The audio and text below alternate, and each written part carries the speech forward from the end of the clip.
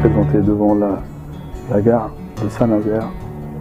Ce jour-là, il pleuvait, il faisait gris. Ça m'a pincé sur le cœur, ça m'a pincé dans le cœur. J'ai donc toujours été en France, j'ai toujours travaillé avec les Français, j'ai beaucoup donné syndicalement français, j'ai eu des responsabilités très, très importantes dans le mouvement français, mais je suis resté italien.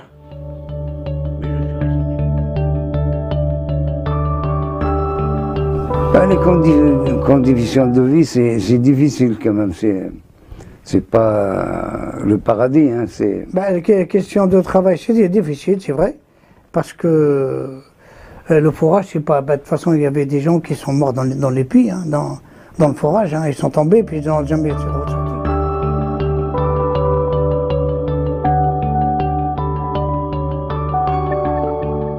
La France est un pays qui s'est développé économiquement par un fort apport migratoire. C'est la grande différence entre la France et d'autres pays européens depuis en gros la moitié du 19e siècle jusqu'à une bonne partie du 20e siècle, jusqu'à la fin de l'arrêt officiel de l'immigration, même si cette immigration économique a en partie continué sur le territoire français. Malgré ma récente présence en territoire français, j'ai trouvé un travail, ça s'est bien passé, et puis je suis resté dans la même boîte 15 ans, fidèle à mon patron.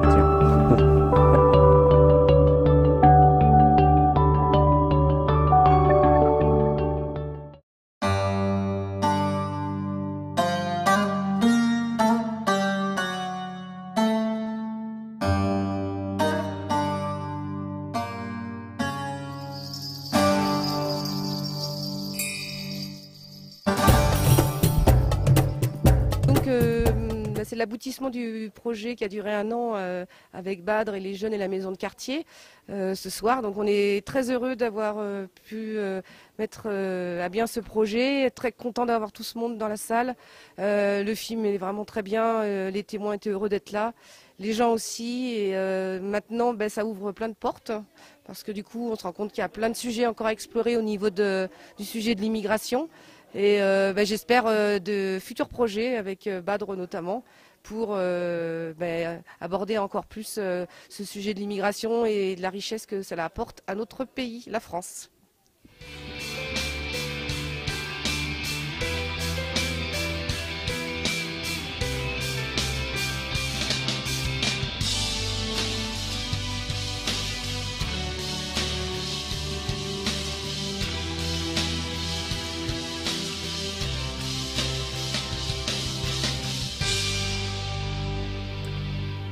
Il existe peu de données sur l'immigration à Saint-Nazaire, peu d'études, peu de documents disponibles, mais à contrario, nous avons à côté de cela des récits d'immigrés qui indiquent de manière assez précise les conditions de vie qui étaient les leurs lorsqu'ils sont arrivés dans la ville de Saint-Nazaire. Ça a été le cas notamment des Italiens qui sont arrivés au début du XXe siècle. Ils étaient logés parfois dans des conditions assez précaires, avec une activité professionnelle qui était parfois extrêmement risquée, mais cela ne les a pas empêchés de s'enraciner et de pouvoir assurer des conditions de vie qui vont permettre à leurs enfants de progresser, eux, dans l'échelle sociale. Des ouvriers, si vous voulez, parce que les femmes ne travaillaient pas à l'époque.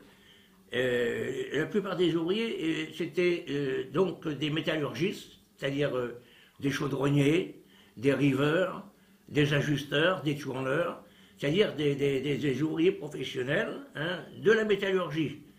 Il y avait quelques Italiens quand même, qui n'étaient pas venus pour les mêmes raisons en France, qui eux étaient plutôt des maçons. Et beaucoup d'entreprises à Saint-Nazaire, d'entreprises de maçonnerie, étaient dirigées par des familles italiennes, par des Italiens.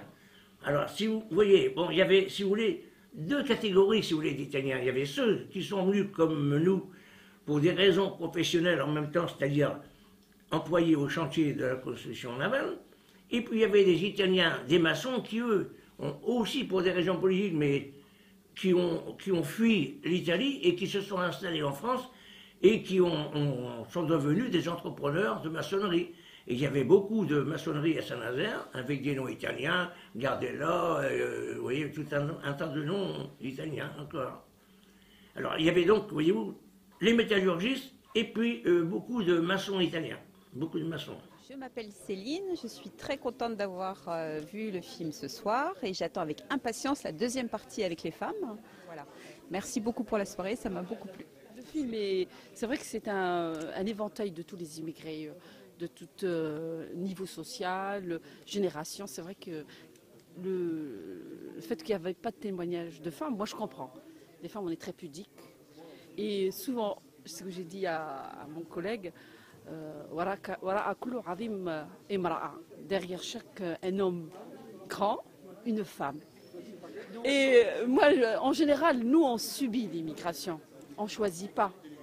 On est victime d'immigration. Bon, on subit, mais on l'assume. Et puis alors, je crois que nous sommes dans une ville qui a été reconstruite au moins 2 fois. Et je dirais qu'il y a eu un besoin de main-d'œuvre pour cette reconstruction. Bon, Bonjour, donc, je m'appelle Youssef, j'ai 24 ans et je travaille pour un bailleur social. Alors j'ai trouvé ce reportage très intéressant, il nous a montré vraiment des éléments de notre histoire, et surtout l'histoire de la France qui est l'immigration. Donc on a même pu voir que la France s'est développée à partir de l'immigration. Je ne savais pas à l'époque, à 18 ans, lorsque j'ai dit bah oui je veux bien être français, je ne savais pas que j'aurais fait un petit séjour en Algérie. Et ce qui m'a surtout marqué, n'ayant participé à aucune opération en Algérie, j'étais mécano sur hélicoptère, c'est tout. C'était un moment du référendum en 1958, eh bien, de faire la publicité pour le vote des Algériens dans ce référendum, de rencontrer un Algérien qui m'a montré sa carte d'identité qui était signée par le directeur de la sous-préfecture, le chef de cabinet de la sous-préfecture de Saint-Nazaire, parce que, m'a-t-il dit, depuis 1950, ou même peut-être avant, eh bien, il était à Longcor, à Saint-Nazaire, pour aider à la reconstruction de Saint-Nazaire. Et ça m'a beaucoup marqué, parce que je lui ai dit que j'étais devenu nazérien moi aussi. Voilà. Donc, je m'appelle Yacine, je suis de Dunkerque. C'était une première pour moi d'assister à une première conférence sur l'immigration. Donc on a pu voir la diversité qu'il y a en France et de voir aussi les échanges de culture qu'il y a eu et de culte aussi. Philippe de Saint-Nazaire, moi j'ai trouvé ça très intéressant au niveau des témoignages, le panel de gens, à la fois les origines, à la fois les générations. Je trouve que ça donne une bonne image aussi du creuset d'intégration qui est le monde ouvrier aussi sur Saint-Nazaire par rapport au bassin d'emploi, par rapport aux histoires de vie des gens. Donc j'ai trouvé ça intéressant, j'ai trouvé que le débat était riche aussi. Et puis j'espère que l'idée de faire un deuxième volet avec les femmes, parce que ça manquait dans le premier, vous la retiendrez, puis que vous ferez un truc aussi chouette avec la parole féminine, ça serait vraiment bien. Voilà. Maintenant que je suis en retraite, je suis revenu à Saint-Nazaire auprès de la famille de ma femme. Je suis arrivé en France en effet, j'avais 19 ans, en tant que militaire marin à Ourtin, à côté de Bordeaux. Et puis j'ai fait mes classes sur le Jean Bart à Toulon. J'ai commencé ma carrière de boxeur, si vous voulez, en tant qu'amateur. Et puis je fus remarqué par la Fédération française de boxe. Et je fus amateur et international.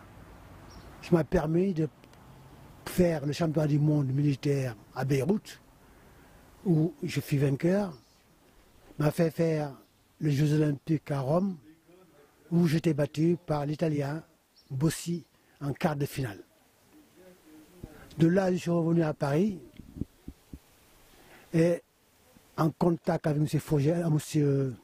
Vianney, qui était entraîneur, qui avait des amis qui étaient à Saint-Nazaire, en l'occurrence M. Fogel, qui est organisateur d'ici, qui a beaucoup organisé avec Charles Collin, Juan, Moello. Et il fallait que à la retraite de Charles Collin, il leur fallait une tête d'affiche. Et cette tête d'affiche, ce fut moi.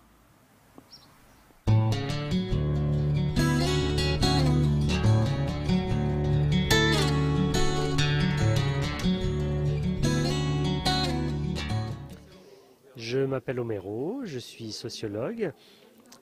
Mon ressenti par rapport à cette soirée,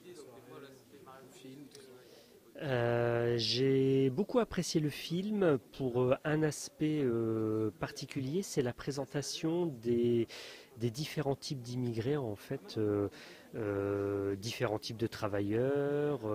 On a vu la dimension intellectuelle, on a vu le sportif, c'était assez sympa. Manquait peut-être le témoignage de dames qui auraient pu exprimer un peu le vécu au féminin et puis la situation des familles. Mais globalement, c'était vraiment une bonne présentation et le débat était très enrichissant parce qu'on a pu aborder à la fois des aspects historiques et puis se projeter aussi dans ce qu'est la société française aujourd'hui. J'ai un peu regretté que des plus jeunes ne s'expriment pas. Il y en a eu un tout petit peu, mais il aurait fallu que les jeunes prennent un peu plus la parole. Mais ça, bon, on a toujours des difficultés parfois à faire parler des gens dans le public. C'est pas toujours évident. Il s'agissait pour le 19e siècle et le début du 20e siècle d'une immigration essentiellement européenne, mais il ne faut pas oublier qu'il y avait aussi une présence de ce que l'on appelait les indigènes coloniaux en provenance du Maghreb et d'Afrique subsaharienne.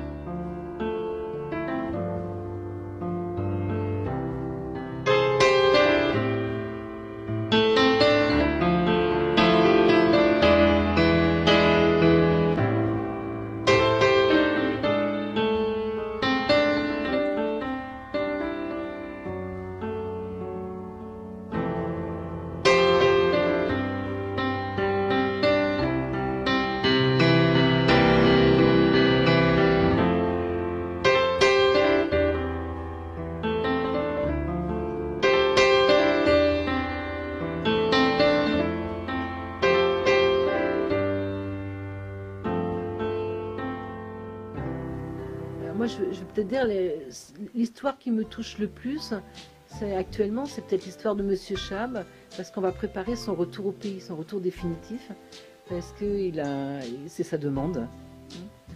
Et je vais accompagner sa demande, en fait. Mais on sait qu'on va se séparer de quelqu'un. Et ça, c'est touchant. Parce qu'il a fait le choix de repartir, parce qu'il sait que sur le plan de la santé, il ne peut plus rester. Et il a fait le choix, là, du coup, de sa famille plutôt que l'argent. Et ça, oui, c'est...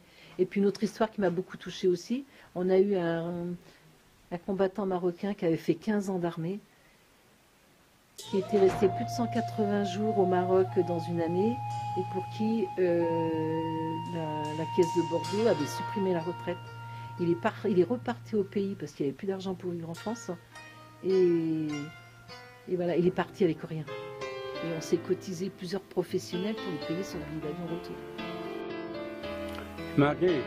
كنطلبوا من السلطة الفرنسية الكبرى ومن المسيرين سيرنا العرب نتوما طلبوا علينا السلطة الفرنسية تعطينا مغام ونكتسل لتحت ولا نصلي كل اللي هذا بركة علينا بقيتنا مع وليدنا لا تقبل الله العمر وهما ما ينساوش الخير ديالنا اللي عملنا فيهم في البلاد ديالهم وهما ما ينساوش الخير ديالنا اللي دافعنا عليهم ورجعوا تقنس وحنا باقي متلفين والسلام عليكم ورحمة الله. هذا ما عندنا.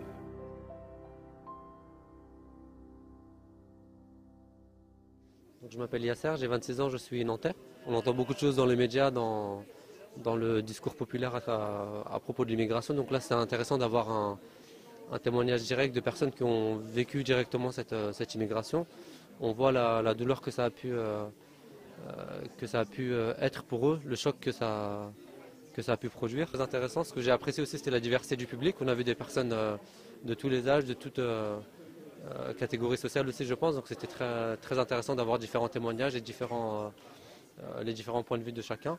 Donc c'est une très bonne soirée. Alors voilà, une belle soirée se clôture ce soir avec une grosse réussite pour Bad Beladja pour sa première production. On peut le féliciter puisqu'il a mis toute son énergie pour réaliser ce projet. Alors ce projet a mis en lumière certaines mémoires, longtemps oubliées par l'histoire. On espère avoir un deuxième numéro très rapidement pour pouvoir avoir un lieu encore de rendez-vous sur Saint-Nazaire.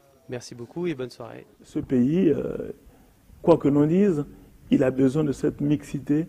Ce pays, quoi que l'on dise, il a besoin de toutes les forces, hein, toutes les bonnes volontés pour qu'il marche comme il a tout le temps été, que ce soit avec les anciens qui nous ont précédés et les enfants qui naissent aujourd'hui, qui sont appelés à vivre leur vie dans ce pays, dans une harmonie, dans une parfaite harmonie plutôt, et comment dirais-je, une bonne intelligence avec les uns les autres. Ce que je pense pour les jeunes, quelque nationalité ils puissent appartenir, eh bien c'est... On est dans un pays, on doit se conformer aux règles du pays, mais on doit faire en sorte de se personnifier à travers les autres. C'est-à-dire ne pas se considérer comme un étranger, se considérer comme faisant partie totalement de la société, mais en respectant ses propres origines. Et si le jeune, il peut se mettre ça dans la tête, qu'il est absolument le même que l'autre, qu'il n'est pas différent des autres, eh bien, il s'intégrera, il respectera toujours ses origines, mais il sera respecté par les autres. Lui, il doit les respecter, et les autres le respecter. Et le jeune, il doit rester dans cette perspective-là, de dire je ne suis pas différent des autres, je suis comme les autres, je suis né ailleurs qu'ici, mais je participe au combat journalier, à la vie quotidienne, au travail, etc. Je prends toute ma place dans la société. C'est ça qu'il faut qu'il fasse. Je prends toute ma place dans la société. Je ne suis pas différent des autres.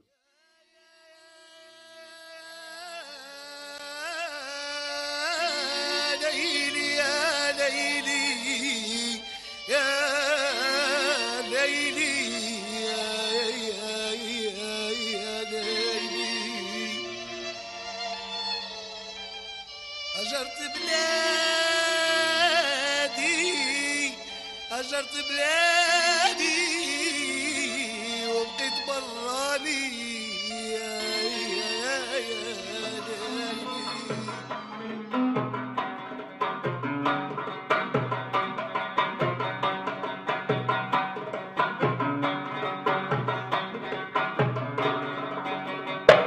أمي وأبوي وأخوتي وأصحابي وكل الجيران والقعدة زاهية في الحومة الباهية وأنا فرحان متهني بالي وقلبي خالي من غير شيطان والنية صافية والكلمة وافية من عند فلان أمي وأبويا وأخوتي وأصحابي وكل الجيران والقعدة زاهية في الحومة الباهية وأنا فرحان متهني بالي وقلبي خالي من غير شيطان والنية صافية واللقمة وافية من عند فلان ربك يا بلادي يا زيت البلدان مالي واللي بدل وخاين ما فيها بال ما يعرف قيمتك غير اللي هاجر المكان ما يسمح فيك ولد الأصل ولا يضر الإنسان